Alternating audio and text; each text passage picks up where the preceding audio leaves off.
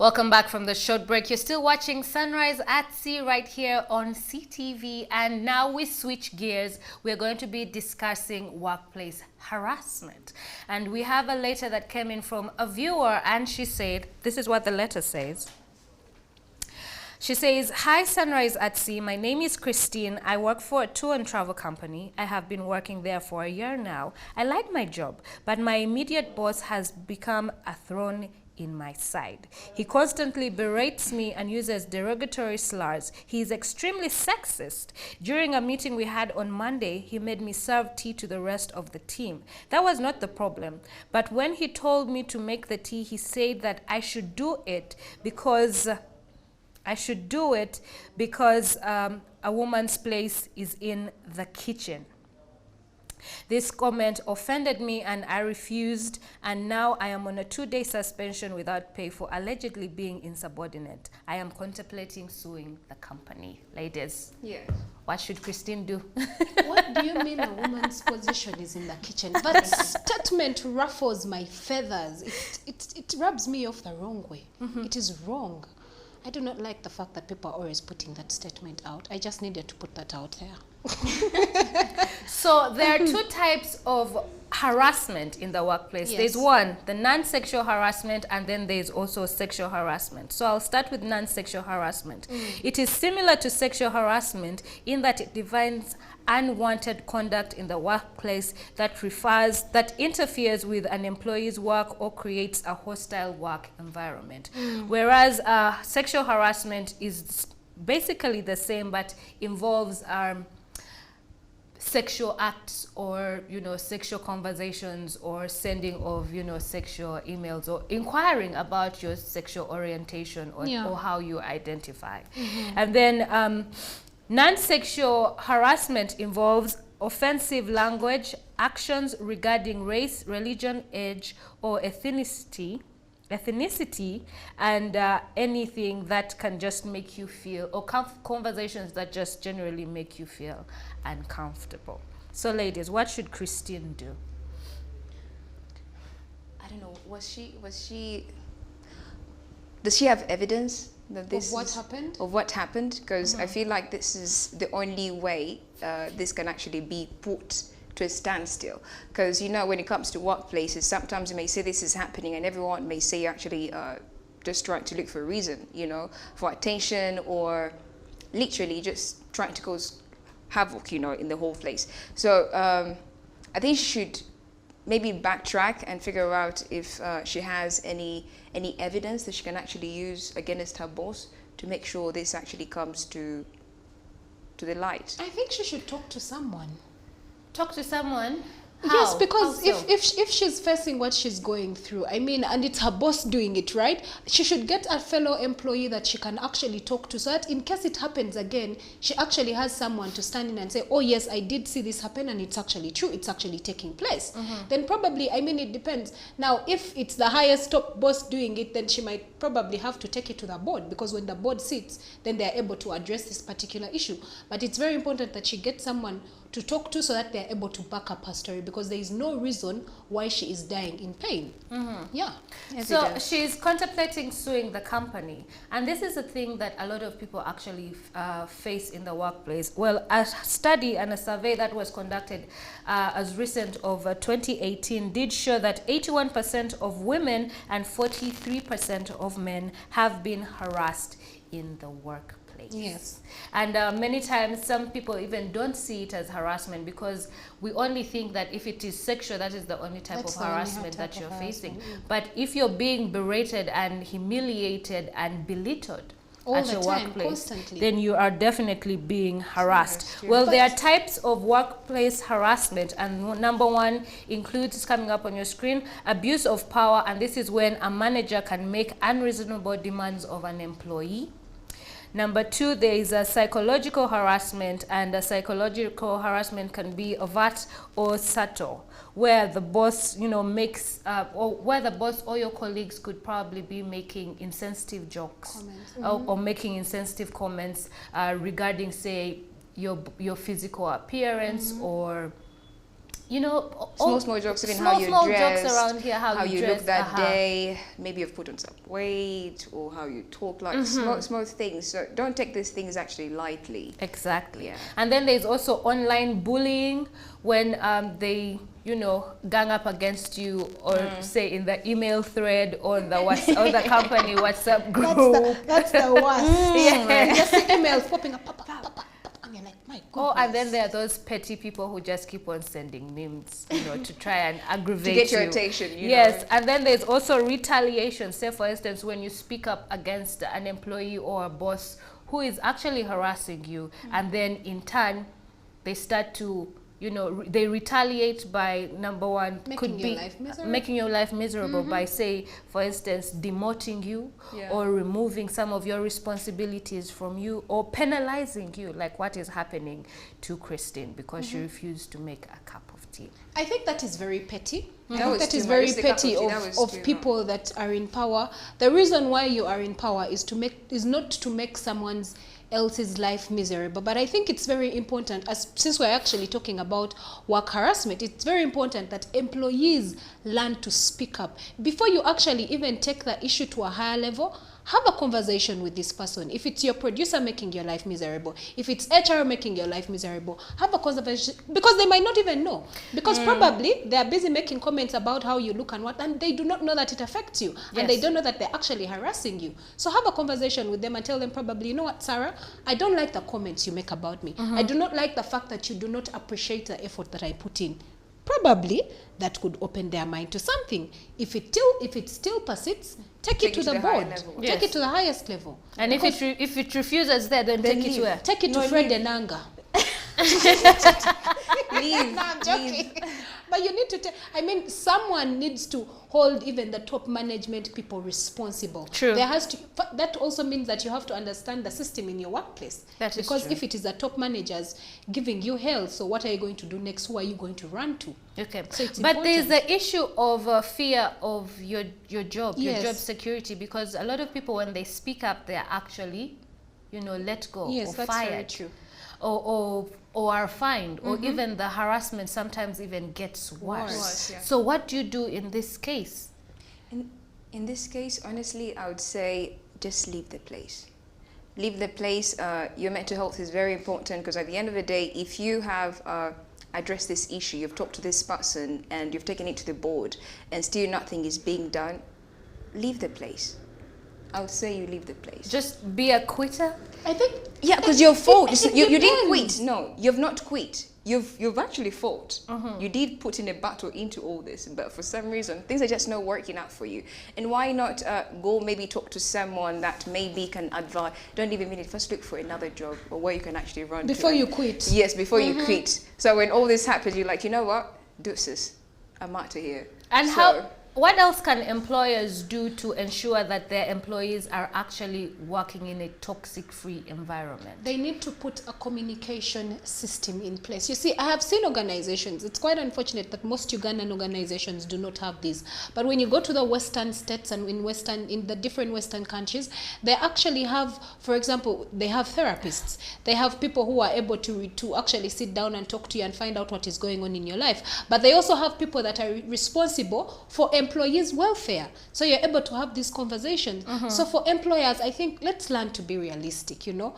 Do not do unto others what you want them to do to you. And let me tell you guys, this world is quite small, because what goes around will definitely come around. You're treating someone like this because, well, you are the top manager, you're the boss, you know, they can do nothing about it.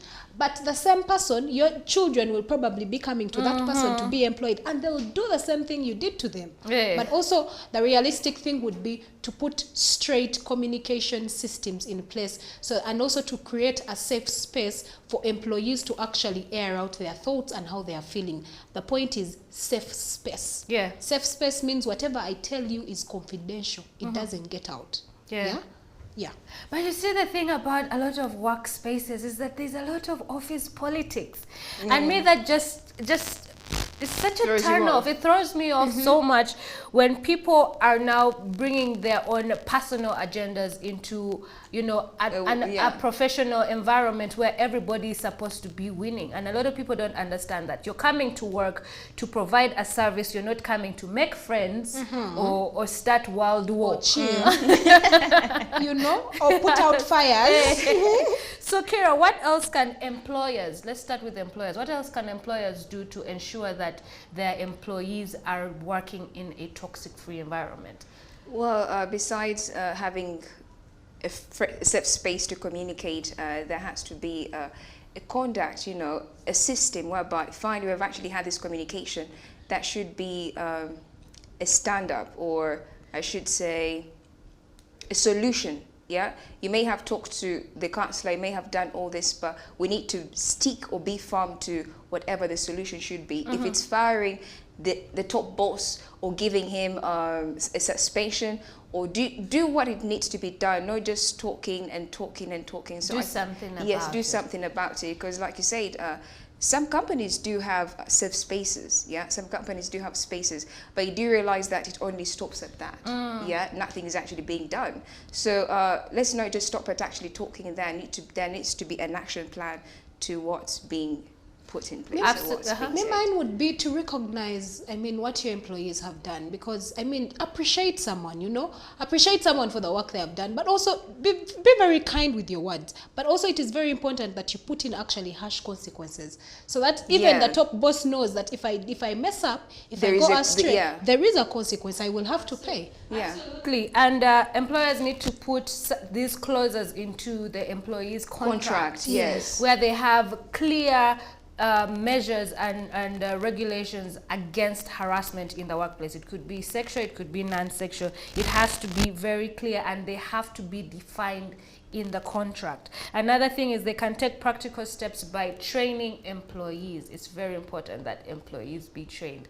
It's because for some workplaces, you come as you are, do the job, and that is it. And another thing that should be done is enforce a corporate culture in your company where, say for instance, some things are not allowed. Like say relationships at the workplace are not allowed. Professionalism must be kept at all times. And like you said, also putting in safe spaces. And also you have to monitor your work, your employees.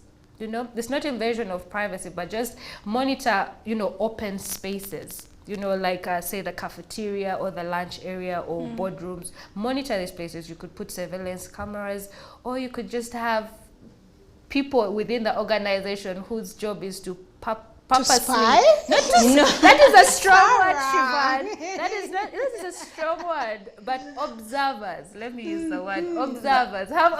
Observing eyes, but Sarah. Okay.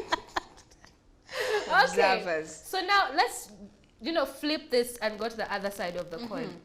How about instances where employees are actually the difficult ones?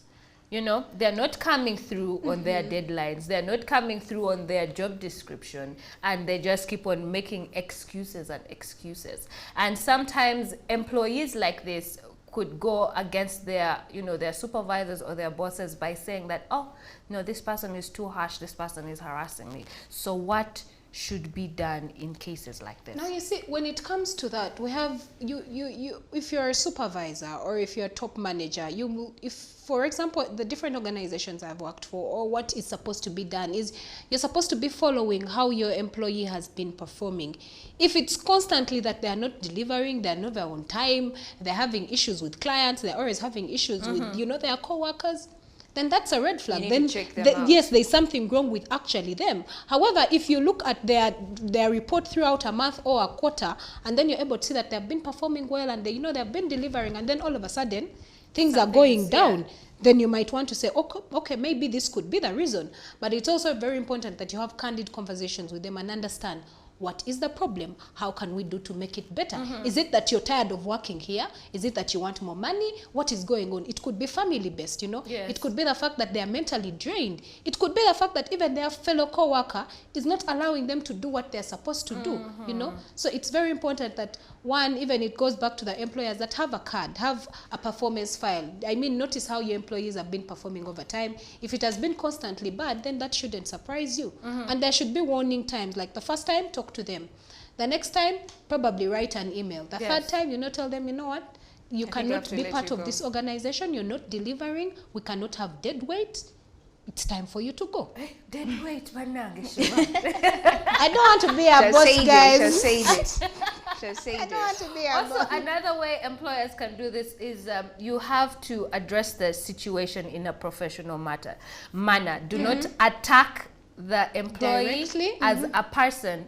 Even if it's directly, it has to be polite. No, it doesn't have to be polite. No, don't attack their personality or don't attack them as a person. Okay. You only have to have facts. Don't make it emotional. It has to have facts. So, for instance, you're supposed to report to work at 8 a.m. every You day. reported at 10. You're reporting at 10 every other day. What's going on? And when you report, you are high. You're not delivering on your obligations, Yeah. or you're not meeting deadlines. So that you have to keep it strictly professional with facts. It's very important to document, actually on both sides, employees and employers. It's very important to always document. Always have your emails and your work, backed up, so that Yeah. in case things Anything like this happens, rise up, you actually have a defense against yourself. What about you, Kira? Well, I feel like you guys have actually said it all when it comes to this. That's the only way, employees can work together, and an employee and an employer can actually work together. Yes, have conversations without attacking the person, like Sarah says. And the other thing is, what Shivan said, literally what the ladies have actually said is what needs to be done when it comes to a working safe space. Yeah. And just lastly, before we wind up this conversation, I just want to share a few steps in which you can take to actually protect yourself. And this is both employees and employers. Number one, have a conversation with the perpetrator in whatever case this is. If it's the employee who is not coming forth on their job, or if it's an employer that is actually harassing you, always first have a conversation, like Shivan said. Have a conversation with them and let them know that what they're doing is not right. Number two, you can actually also involve another person, a third party, in this conversation. Let a third party be there. Never have, actually it's advised to not have the conversation just the two of you, because at the end of the day there has to be a third party. There has to be a witness, one or two witnesses, so that in case one person starts to gaslight you and deflect from the situation, there's somebody there who took minutes, yeah, and shared The secretary. There was Yes, someone there was a there who was secretary. observing. Yeah, there was someone there observing. Being a spy. I know. I used Exact- to see. It's Yes. true. There's a It is- twist, but it's true. It is very important. And Yeah. number three, always ensure that whatever you're doing is within the rules and regulations of the company. Make sure that you follow your contract to the T.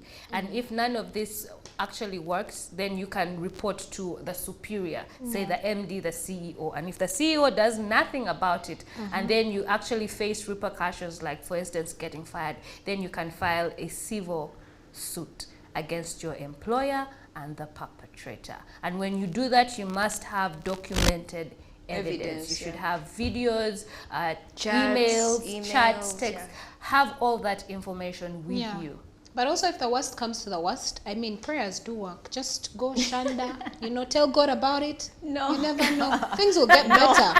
Yes. You guys, please don't only pray, be proactive. Sarah. Take action. Listen, I'm very serious. Take active steps towards improving your life, okay? And Take pray. active steps towards ensuring that your rights as a human being and as an employee and as a citizen are actually being respected. Don't just pray about it, because many people just, like Shivana said, just go and shanda and talk to God about it. And I'm not saying this to mock, religion. I'm just saying that even with prayer, back it up with 100%, active, yeah. with actions, because Very God true. helps those who help themselves. The one thing that he gave us was freedom, so you can choose to Free will. free will actually. So you can choose to, you know, sit back and take it, or you can actually choose to fight, you know, tooth and nail, of course, with prayer. You ask God, like, this is my plan, you know, back me But up, if this is it what I'm fails, going to do. If it fails, Hey. well, If it give me a fails, you can also solution. start and be Hey. like, get him out of my way. Get her out of my way. Do what it takes. And that is all we had on this segment of our views. If you want to be a part of our conversations, or if you haven't yet followed us on social media, please head on to our social media on Facebook, Twitter, and Instagram, and that's at CTV Uganda. Leave your comment. Don't forget to use the hashtag CTV Sunrise. And we also stream live every morning on our Facebook page, and that is at CTV Uganda, and also on our website, and that is at www.ctv.co.ug.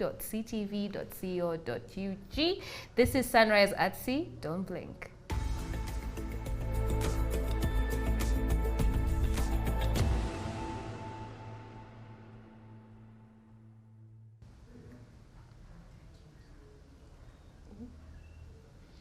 Well, thanks for sticking around or being with us all the way till the hour of 9. Like the saying says, every good thing actually has to come to an end. It has actually been a great show. I do hope many of you did enjoy as much as we did. And like Sarah said, you can actually stream live on our YouTube and Facebook, and that's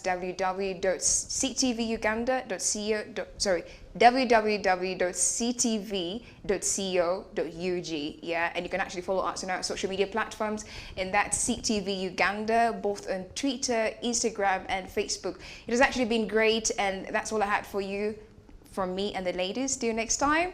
Bye, and Happy New Year once again.